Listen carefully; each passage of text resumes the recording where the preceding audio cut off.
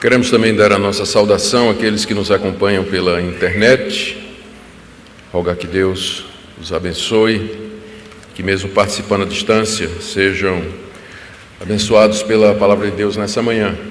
Nosso pastor, o reverendo Cláudio, está no gozo justo de férias, por isso não está aqui nessa manhã conosco. Também quero, antes de começar, lembrar que logo após o culto nós vamos ter uma classe única, escola dominical conjunta, onde eu estarei falando a respeito de ideologia de gênero. Então, aqueles que têm interesse nesse assunto, então deixa o churrasco esperando um pouquinho, né? Espera e participa aqui da nossa classe, que depois nós vamos ter um período de perguntas e respostas, mais conhecido como pinga-fogo ou tira o alvo, né? O alvo sendo o pastor. Então, fiquem para participar dessa classe única. Queridos, Romanos capítulo 16, versos de 1 a 2. Esse é o texto que nós iremos expor nesta manhã, na sequência da série de mensagens na carta aos Romanos. Hoje à noite, pela graça de Deus, nós iremos de Romanos 16, de 3 a 16. Pela manhã, apenas os versos 1 e 2. Romanos 16, de 1 a 2. Recomendo-vos a nossa irmã Febe, que está servindo a igreja de Cencreia, para que a recebais no Senhor como convém aos santos, e a ajudeis em tudo que de vós vier a precisar, porque tem sido protetora de muitos e de mim, inclusive. Nosso Deus, nós pedimos a iluminação do Teu Espírito Santo para compreender a Tua palavra, tirar lições desses versículos, aplicá-los à nossa vida. Ajuda-nos a amar-Te mais através do conhecimento que vem pelas Escrituras.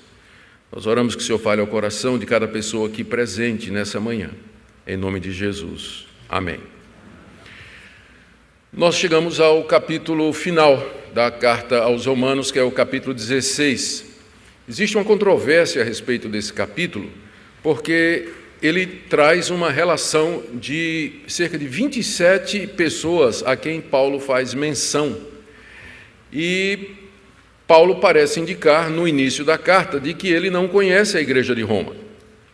Na verdade, ele escreveu essa carta aos Romanos com o objetivo de se fazer conhecido, obter o apoio da igreja para os planos missionários que ele tem na região da Espanha. Mas então, como é que tem uma lista no final em que ele cumprimenta quase 30 pessoas da igreja de Roma? Então, alguns acham que esse finalzinho aqui, na verdade, era o final da carta aos Efésios, porque Paulo conhecia a igreja de Éfeso, ele plantou a igreja de Éfeso, mas quando escrevem uma carta para a igreja de Éfeso, que é a carta aos Efésios, ao contrário de Romanos, não tem saudação a ninguém. Então, alguns acham que o capítulo 16 é aquela página do manuscrito que alguém, na hora de fazer a coleção dos escritos de Paulo, acabou trocando e acabou o final da carta de Efésios indo parar no final da carta de Romanos. Isso é o que dá quando o teólogo não tem o que fazer. Ele fica inventando ou procurando chifre em cabeça de cavalo, explicações assim tão estranhas, né, como essas aqui, porque para ter havido esse tipo de troca, nós precisaríamos acreditar que o manuscrito da carta aos Romanos e o manuscrito da carta aos Efésios sempre estiveram na mão de uma única pessoa. Né? Mas o que nós temos são 5.000 manuscritos do Novo Testamento. E todos os manuscritos que contêm Romanos e Efésios são exatamente como está aqui na nossa Bíblia. Então, é uma suposição que não tem fundamentação material, não tem evidência nenhuma, né? É o que a gente chamaria de fake news hoje, né? Absolutamente sem qualquer comprovação. A razão pela qual Paulo cita quase 30 pessoas aqui no final da carta aos Romanos é porque durante os quase 20 anos em que ele trabalhou nas suas 3 viagens missionárias, ele conheceu muita gente. E Roma era a capital do império. Muita gente ia para lá em busca de oportunidade, negócios, problemas de família. Então é perfeitamente natural supor que essas pessoas eram conhecidas de Paulo ou se tornaram conhecidas de Paulo durante o tempo em que ele serviu naquela região do Mar Mediterrâneo durante cerca de 20 anos e que agora Paulo sabe que elas estão na igreja de Roma. e, portanto, Paulo as menciona aqui nesse capítulo 16. E a pessoa que provavelmente levou a carta aos romanos é essa primeira pessoa que Paulo recomenda aqui, que é uma senhora chamada Febe. Ela vem primeiro na lista, sem dúvida nenhuma, porque era aquela que estava levando a carta de Paulo em mãos. Imaginem, pensem na responsabilidade de Febe. Se ela era de Cencreia era Corinto, que era a cidade onde Paulo estava quando escreveu essa carta. De Corinto para Roma é uma longa viagem. Durante vários dias, Febe levou debaixo da túnica dela o futuro da teologia cristã. A carta aos romanos, já pensou? Durante alguns dias ela tinha debaixo do vestido da capa dela a carta aos romanos. Que responsabilidade que essa mulher não teve em ser a portadora da carta magna do apóstolo Paulo àqueles crentes de Roma. Então, esse é o capítulo 16. Ele começa com a recomendação que o apóstolo faz dessa irmã. E eu queria ver com vocês primeiro a recomendação em si, depois olhar mais de perto como Paulo se refere a ela, que existe alguma polêmica sobre isso, e depois aquilo que Paulo pede em favor dela no final do verso 2. Aliás, o verso 2 são 2 pedidos que Paulo faz em favor de Febe. Então vamos à recomendação em si. Verso 1: recomendo-vos a nossa irmã Febe, que está servindo a igreja de Cencreia. Todo mundo sabe o que é recomendar alguém. É apresentar uma pessoa de maneira favorável a um grupo ou a outra pessoa que não a conhece. E com isso dando apoio, sendo avalista, se colocando como fiador daquela pessoa. É isso que Paulo está fazendo aqui. Ele está se colocando como avalista, fiador dessa senhora, Febe. Eu encomendo vocês, aliás, eu recomendo a vocês a nossa irmã Febe. Essas recomendações eram muito importantes naquela época, não é? Especialmente para mulheres que viajavam sozinhas, como era o caso, parece ser, dessa senhora. Elas precisariam de apoio, precisariam de hospedagem, precisariam de segurança. Paulo, então, de maneira muito educada e cortês, introduz Febe à comunidade de Roma, aonde ela se dirigia levando aquela carta. E Paulo a apresenta de 2 maneiras. Primeiro diz, ela é a nossa irmã. Pode ser que Febe era desconhecida da igreja de Roma, mas era mais do que conhecida porque era irmã em Cristo Jesus. No Novo Testamento, os laços espirituais sempre são colocados acima dos laços de amizade e mesmo dos laços materiais. Ao dizer nossa irmã, era como se Paulo estivesse dizendo, ela faz parte da nossa família, faz parte do nosso povo, portanto vocês devem recebê-la muito bem. Nós não sabemos quando foi que Febe se tornou crente. O nome Febe é um nome grego que vem ou do deus Apolo ou da deusa Artemíris. Então há dúvida entre os estudiosos. Muitos cristãos naquela época tinham um nome que era relacionado com os deuses pagãos que eles antes adoraram, que os seus pais adoravam e que colocaram o nome nos seus filhos. Como, por exemplo, hoje a gente tem muitos católicos que colocam o nome dos filhos de Cosme, e eu conheço, inclusive, uma família que teve gêmeas e botou o nome das meninas de Cosma e Damiana. Então, conheço bem, não é? É uma família muito querida, aliás. Mas também era comum naquela época colocar o nome dos santos, não é? Ou dos deuses nos filhos. E Febe é um desses nomes. Muitos cristãos trocaram de nomes, muitas pessoas trocavam de nome, especialmente se tinha um nome desse, quando eles se converteram. Mas Febe manteve esse nome, porque às vezes o nome, por conta da cultura, perde a conotação religiosa. Maria da Penha, por exemplo, né? É em homenagem a uma santa católica. Mas ninguém hoje que põe esse nome pensa mais em termos religiosos. Então, Febe aparentemente era uma gentia, uma mulher que não era da comunidade judaica, deve ter se convertido em Corinto e se tornado uma grande amiga do apóstolo Paulo. Ela era a irmã em Cristo. Segunda coisa que Paulo diz a respeito dela é que ela está servindo a igreja de Cencreia. A cidade de Corinto ela tinha três, era um istmo, né? Meio que uma península, ela tinha 3 portos. E um dos portos era chamado, numa região chamada Cencreia, que funcionava como uma espécie de cidade satélite de Corinto. E tinha uma igreja lá, e Febe estava, diz o apóstolo Paulo, servindo lá na igreja de Cencreia. E esse é o ponto da apresentação de Paulo mais complexo e cuja interpretação tem trazido uma polêmica muito grande. Deixa eu explicar.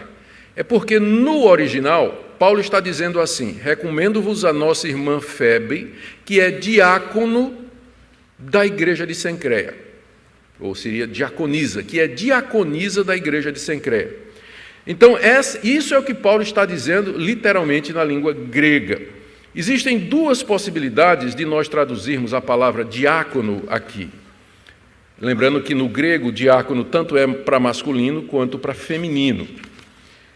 Para vocês perceberem a dificuldade, a nossa Bíblia, a Almeida corrigida, a NVI, a nova versão transformadora, traduziram diácono da seguinte maneira: está servindo, serve, é serva da igreja. Mas já, por exemplo, a nova Almeida e a nova tradução na linguagem de hoje já traduziram como diaconisa. Então, isso causa uma dificuldade, especialmente no meio evangélico mais tradicional, onde se existe dificuldade com o fato de que mulheres ocupem ofícios na igreja. Nós, por exemplo, na igreja presbiteriana, nós não temos diaconisas, porque é um dos ofícios da igreja e nós entendemos que não temos fundamento bíblico para ter uma mulher ocupando uma posição de autoridade. Mas e agora o que é que a gente faz com a passagem de Paulo, que chama Febe de diaconisa de Cencreia, né? Da igreja de Cencreia? Bom, algumas explicações aqui para preferirmos a tradução está servindo e não traduzir como diaconisa. Primeiro, a palavra diácono é usada dezenas de vezes no Novo Testamento, significando apenas um servo ou uma pessoa que ajuda, que está ministrando um favor ou um serviço a outra pessoa. Das dezenas de vezes em que a palavra diácono aparece no Novo Testamento, somente 4 é usada para se referir ao ofício do diácono. A primeira é lá em Filipenses, capítulo 1, verso 1, quando Paulo, se dirigindo à igreja de Filipos, ele diz assim: aos bispos e diáconos que estão em Filipos. Então, ali é óbvio, né, por conta da proximidade com a palavra bispo, que diácono é no sentido de ofício, alguém que havia sido ordenado ou consagrado para ser diácono juntamente com os bispos. E as 3 outras vezes é no capítulo 3 da primeira carta que Paulo escreve a Timóteo, onde Paulo define as qualificações, primeiro do presbítero, e depois ele diz, quanto aos diáconos. Então é evidente que ele está descrevendo as qualidades das pessoas que devem ocupar o ofício de diácono. Naquele caso, o diácono tem que ser entendido no seu sentido restrito oficial. Mas a maneira como Paulo usa o termo diácono aqui no final da carta aos Romanos dá a entender de que ele não está pensando no diácono no sentido do ofício de diácono. Por exemplo, no capítulo 13, verso 4 aqui de Romanos, ele diz assim: se sujeitem às autoridades, porque as autoridades são ministro de Deus enviado para o teu bem. A palavra ministro ali é a palavra diácono. Paulo não está dizendo que o imperador era um diácono, né? Apenas que ele ocupava uma função em que ele servia a Deus, castigando os maus e recompensando os bons. No capítulo 15, aqui no capítulo anterior, no verso 8, Paulo se refere a Cristo dizendo assim: Cristo é ministro da circuncisão. A palavra ministro ali é diácono. Então, Paulo estaria dizendo que Cristo era um diácono, no sentido de ofício do diácono? Claro que não. A palavra diácono ali apenas diz que Cristo foi enviado por Deus para servir os judeus, pregando o evangelho para eles. E aqui mesmo, ainda no capítulo 15, no verso 25, se você quiser conferir, Paulo diz que ele está indo para Jerusalém a serviço dos santos. A palavra serviço ali é diaconia. E é claro que não é usada no sentido oficial, é apenas um serviço que ele vai prestar àquelas pessoas. Então, Esse é um argumento para nós entendermos no contexto que Febe, ao ser designada por Paulo como diácono da igreja de Cencreia, Paulo quer simplesmente dizer que ela era uma mulher que era conhecida por ser uma serva, alguém que ministrava, alguém que ajudava as pessoas na igreja de Cencreia, sem com isso dizer que ela havia sido consagrada para o ofício de diaconisa.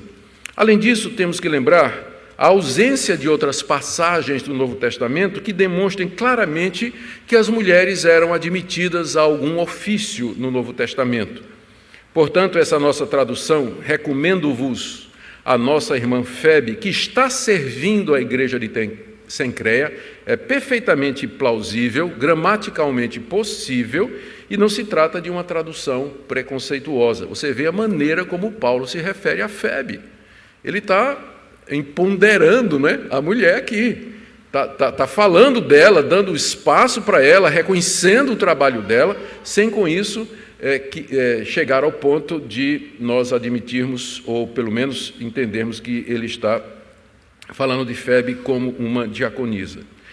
Aliás, mesmo que houvesse diaconisas na igreja primitiva, na igreja apostólica, é certo que elas não exerceriam nenhuma autoridade sobre a igreja, porque o Novo Testamento é muito claro. A presidência e o governo das igrejas é dos presbíteros. 1 de Timóteo, capítulo 5, verso 17, Paulo se refere aos presbíteros que governam bem. Então, a presidência espiritual das igrejas era dos presbíteros, um cargo que era reservado para homens cristãos qualificados. Quando Paulo vai definir essas qualidades, ele começa dizendo lá, na 1 de Timóteo, capítulo 3, é necessário que o presbítero seja marido de uma só mulher. Então, como uma mulher não pode fazer isso, pelo menos na época de Paulo não podia, né, ser marido de uma só mulher, então é óbvio que o apóstolo Paulo tinha em mente homens que fossem ocupar a função de presbítero e pastor, que são as funções, os ofícios que Deus deu à igreja pelos quais Cristo governa o seu povo. É interessante que a primeira referência que nós encontramos na história da igreja sobre o trabalho de mulheres, que é a Didascalia Apostolorum do século II, diz assim, que a mulher deve servir, e aí vem a palavra diácono aqui, a mulher deve servir a outras mulheres. Isso quer dizer que elas instruíam as outras que iam se batizar, ajudavam no enterro das mulheres, cuidavam dos pobres e das viúvas, cuidavam dos doentes, visitavam prisioneiros de guerra, ajudavam os estrangeiros. Não há qualquer indício que essas mulheres tão laboriosas foram ordenadas para o exercício da autoridade eclesiástica. Então, Febe provavelmente era uma conhecida auxiliadora na igreja de Cencreia. E lá ela cuidava regularmente dos pobres, dos doentes, de outras mulheres, exercendo funções realmente de ajudadora. Considerando que na igreja presbiteriana o diaconato é um ofício, e que isso implica no exercício da autoridade, ainda que administrativa, por isso a nossa igreja não tem diaconisas. Mas aqui eu quero citar um texto que pode parecer estranho para muitos, ou pelo menos desconhecidos. Com a certeza de que há muitas oportunidades para serviço para as mulheres comprometidas com a palavra de Deus, a Constituição da Igreja Presbiteriana do Brasil diz o seguinte, no artigo 83, onde ele fala das atribuições do Conselho da Igreja. O Conselho da Igreja pode designar, se convier, mulheres piedosas para cuidarem dos enfermos, dos presos, das viúvas, dos órfãos, dos pobres em geral e para alívio dos que sofrem. O Conselho da nossa igreja pode designar um grupo de mulheres para atuar nessa área. Então, não vai ser chamado de diaconisa, não é? Mas vai fazer o trabalho de ministério, de serviço e de ajuda que certamente Febe faria. Muito bem, vamos ver agora a segunda parte, no verso 2, que é a intercessão que Paulo faz em favor dessa mulher extraordinária. Ele faz dois pedidos em favor de Febe. Primeiro, que ela seja bem recebida. No verso 1 ele diz, recomendo-vos a nossa irmã Febe, que está servindo a igreja de Cencreia, para que a recebais no Senhor. Receber aqui significaria, deem as boas-vindas, acolham, aceitem a presença dela, tratem-na com honra e com cuidado. E ele dá duas qualificações sobre essa recepção. Primeira, que seja no Senhor, recebei-a no Senhor.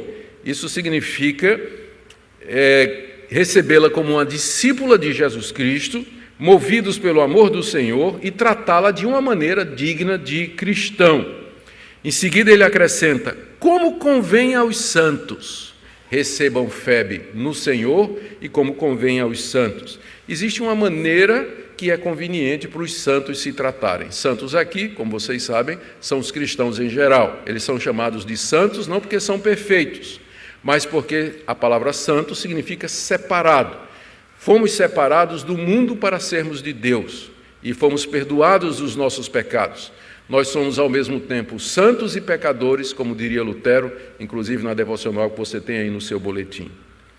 Mas há uma maneira de receber, de nos receber. Nós devemos, como cristãos, tratar todo mundo bem.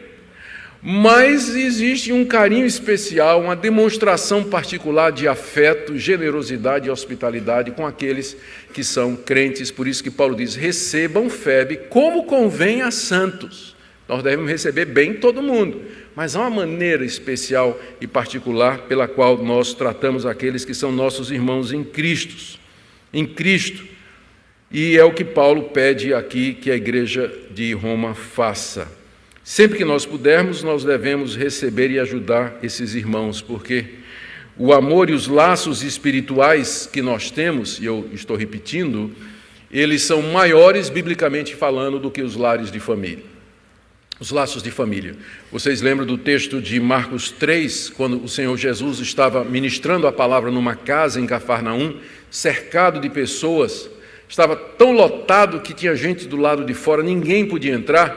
Maria e os irmãos e irmãs de Jesus chegaram e disseram, olha, mandaram um recado, olha, nós estamos aqui do lado de fora. E alguém chegou para Jesus e cochichou no ouvido, dizendo assim, olha, tua mãe e teus irmãos estão lá fora. E Jesus, em alta voz, disse, quem é minha mãe e quem são meus irmãos?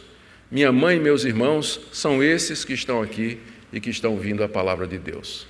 Com isso, o Senhor Jesus Cristo estabeleceu este princípio, que os laços entre os cristãos, eles são profundos, eles são afetuosos, eles são duradouros, porque quando esse mundo terminar, o que vai permanecer é esse laço, é a fraternidade, é o fato de que nós somos irmãos em Cristo. Isso a eternidade não vai apagar, mas os laços familiares, eles vão desvanecer, eles vão ocupar um papel secundário. Por isso, sempre a Bíblia diz, tratem bem a todos, mas especialmente os da fé. Essa é a nossa família, esse é o nosso verdadeiro povo. Eu viajo muito pelo Brasil e pelo exterior também, pregando a palavra. Tenho visitado igrejas no mundo todo, no Brasil todo. E é sempre impressionante quando eu chego num lugar que eu nunca visitei, não conheço ninguém, e a gente senta à mesa para uma refeição como se fôssemos amigos de longa data. Porque o que nos une é a mesma fé, e a religião, a fé, ela tem um poder tremendo de separar as pessoas, mas também de unir as pessoas mais diferentes ao redor da mesma mesa. Por isso essa recomendação, recebam Febe no Senhor, como convém aos santos, porque essa hospitalidade, esse acolhimento é característico da igreja cristã e sempre foi. O segundo pedido que Paulo faz aqui é um pouco mais enigmático. Ele diz, no verso 2, receba no Senhor, como convém a santos, e a ajudeis em tudo o que ela precisar. Ou seja, Paulo está dizendo assim, o que Febe precisar aí em Roma, por favor, vocês ajudem. Mas do que Febe precisaria em Roma? O verso seguinte, quando Paulo, aliás, a parte segunda do verso, quando Paulo diz assim, que ela foi protetora de muitos, indica que Febe era uma mulher de posses, de influência suficiente para poder proteger Paulo, ajudar Paulo e outras pessoas. Então, quem sabe ela tenha ido a Roma para negócios. Quem sabe ela era uma comerciante como Lídia, era uma mulher de influência, uma mulher de recursos financeiros.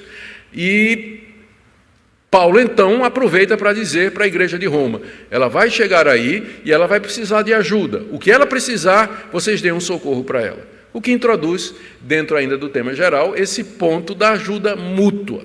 É claro que isso acabou sendo abusado, esse princípio de que os cristãos devem se ajudar no que for preciso, ele foi muito praticado no século I. O Novo Testamento está cheio de exemplos de cristãos que, inclusive, venderam propriedades para ajudar os irmãos pobres e que padeciam necessidade. Só que no século II começou a aparecer os abusos. Não tem nada bom que Deus faça que o diabo não corrompa. Não tem nada bom que Deus faça que o diabo não corrompa. No século II começou a aparecer uma classe de profetas itinerantes que iam de igreja em igreja, de cidade em cidade, se valendo exatamente da hospitalidade e da ajuda dos irmãos. Eram os profetas pregadores ambulantes que chegavam dizendo que viam em nome do Senhor. Então a hospitalidade cristã, como nós vemos aqui, ordenava que fossem recebidos em casa, tratados bem, ajudados no que precisava e tal. Eles passavam tempo e depois iam para outra cidade e lá a mesma coisa. Até hoje a gente conhece isso, gente que abusa da generosidade, da simplicidade e do amor dos cristãos para tirar proveito financeiro. Gente preguiçosa, gente malandra.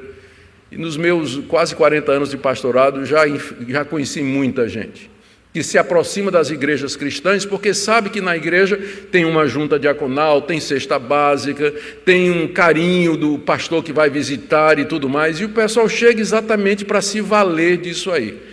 No século II, nessa didascalia apostolorum que eu li aqui para vocês, já aparece uma resolução dizendo assim: se vier um profeta até vocês e pedir hospedagem na sua casa, recebam no máximo por 3 dias. Se passar disso, é falso profeta. Isso já no século II. Não é? Gente que abusava exatamente dessa característica da igreja cristã, que é o amor, o acolhimento, a ajuda entre os irmãos. Por isso que Paulo estava revoltado com a igreja de Corinto, porque tinha um irmão processando o outro nos tribunais da cidade por conta de um assunto material, quando, na verdade, nós deveríamos resolver estes problemas como uma fraternidade que nós somos. A razão do pedido de Paulo, ele diz aqui no verso 2, não é? Peço que ajudem Febe em tudo o que ela vier precisar. Paulo argumenta dizendo assim: porque ela tem sido protetora de muitos e de mim, inclusive.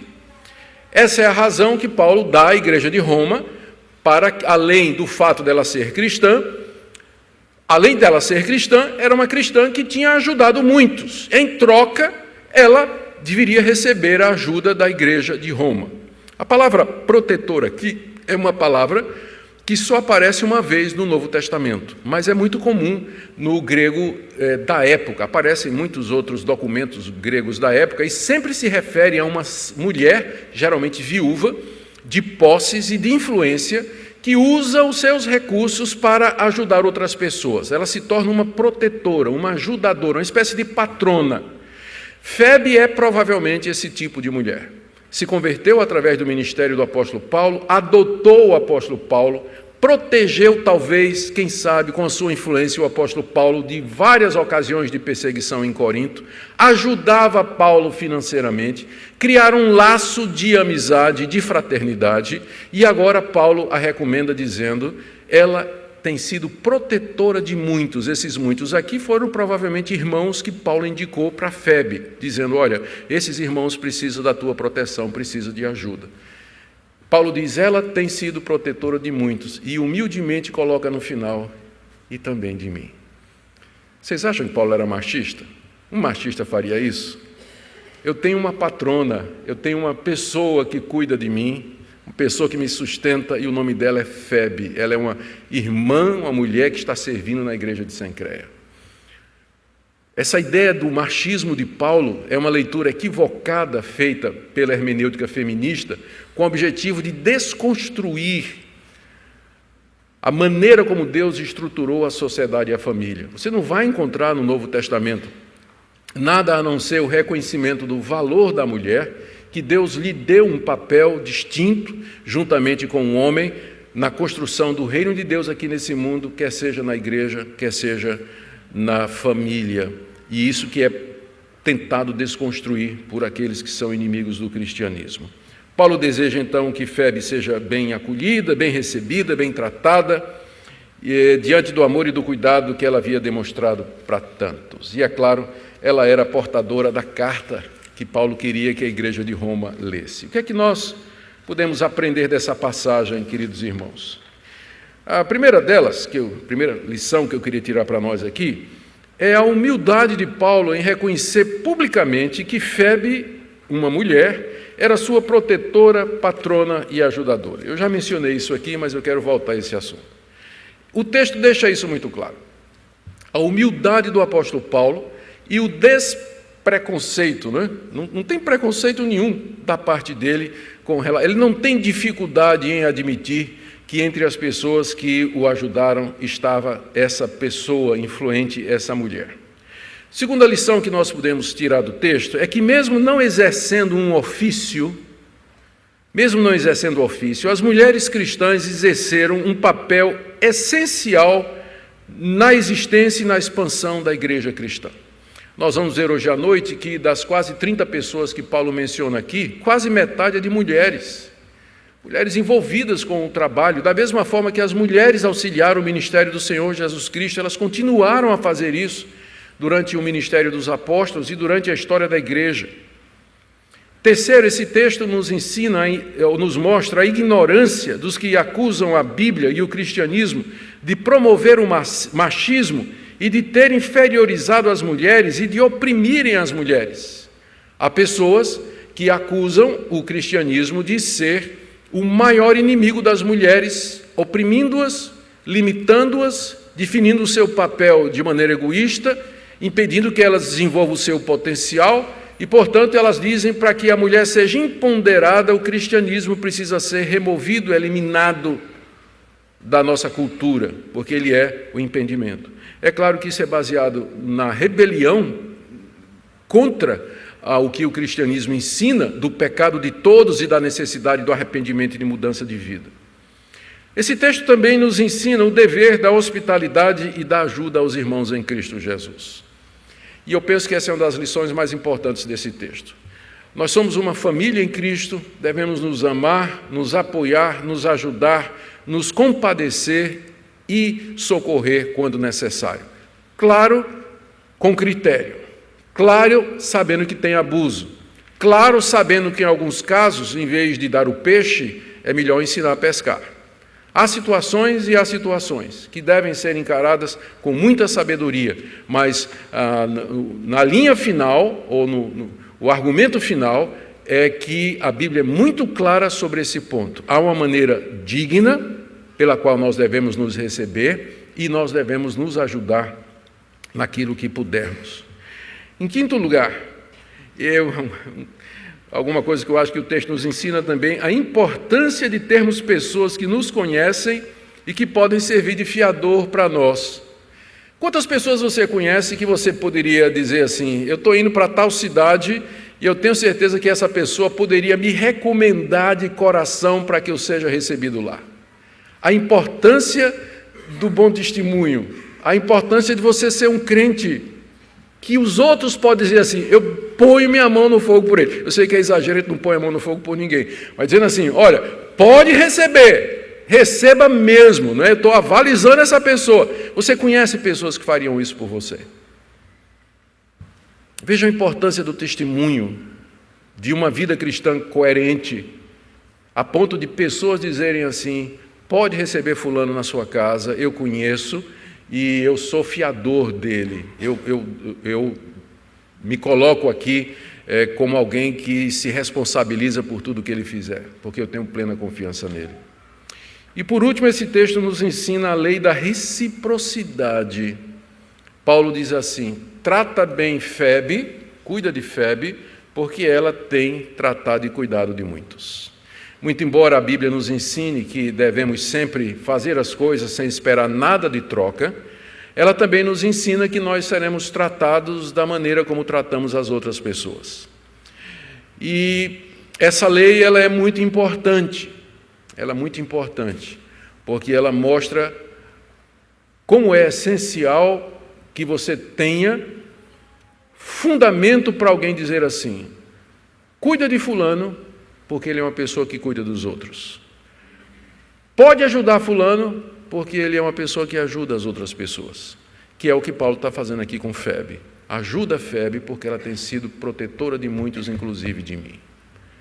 Eu termino com algumas aplicações. Talvez haja aqui algumas pessoas que defendem que as mulheres deveriam ocupar todos os cargos disponíveis na igreja, pastoras, presbíteras, diaconisas, e nos acusam de sermos machistas e preconceituosos porque nós não fazemos isso. O problema é que nós não seguimos a cultura. Na cultura hoje, de fato, há um empoderamento da mulher, não somente para que ela ocupe todas as funções do homem, mas até que as supere. Há uma espécie de vingança, né? E dentro do movimento feminista há muito disso, desse movimento feminista mais radical, é uma espécie de vingança com toda a opressão, diminuição que as mulheres sofreram durante séculos, agora é a vez delas. Mas isso, nós não nos guiamos pela cultura, nós nos guiamos pela palavra de Deus. Se puder ser provado pela palavra de Deus que na igreja apostólica, no início, havia pastoras, presbíteras e diaconisas, nós não teremos qualquer dificuldade com isso. O problema é a gente fazer isso sem ter fundamento bíblico. Não há fundamentação bíblica para isso. O que não quer dizer que as mulheres não exerciam um papel importante, que é minha segunda aplicação aqui. Para as mulheres que estão aqui nessa manhã e que desejam de coração servir a Jesus Cristo, existem muitas opções de serviço no meio da cristandade e fora dela, em que você pode exercer a sua fé. Não precisa ser somente atuando em alguma área da igreja, mas você, como mulher cristã, você pode atuar na sua área de trabalho, você pode atuar na sua escola, no seu serviço, ou no seu lar, criando seus filhos, cuidando do seu marido, ou ajudando pessoas outras que você conheça. Não falta oportunidade para que a gente demonstre o nosso amor e a nossa fidelidade a Cristo através do serviço. E aqui, por outro lado, e eu agora vou para o outro lado, porque a metralhadora tem que rodar, né? Tem que bater em tudo quanto é lado. Mas há também os que querem restringir a atuação das mulheres nas igrejas cristãs. Há irmãos que, com receio de dar autoridade às mulheres, desejam mesmo impedi-las de até orar na igreja. Até orar na igreja. Há quem diga que a mulher não pode nem orar na igreja, porque isso seria um exercício de autoridade. Eu estou para ver isso no Novo Testamento. Que a mulher exerceu o seu direito como cristã de se dirigir a Deus na Assembleia dos Cristãos, que isso a torna uma líder, o que ela está exercendo autoridade na igreja. Se por um lado nós não queremos que a mulher ocupe uma função que não é lhe designada, é igualmente errado tirar dela aquilo que é direito dela por ser crente em Jesus Cristo. E às vezes vem de fato essa opressão, e aí nós damos razão ao mundo, quando o mundo nos chama de machistas e de opressores, quando nós proibimos as mulheres de fazer aquilo que a palavra de Deus não proíbe. Por fim, oremos para que Deus nos dê graça, para que a Igreja de Cristo não permita que as mulheres exerçam uma função que não lhes é permitida, mas também para que a Igreja não impeça as mulheres de servirem a Deus dentro dos seus dons e privilégios como irmãs em Cristo Jesus. Que Deus use essa palavra nesta manhã para esclarecer, abençoar, encorajar todos vocês e que Ele em tudo nos ajude a sermos uma igreja cada vez mais próxima da sua palavra.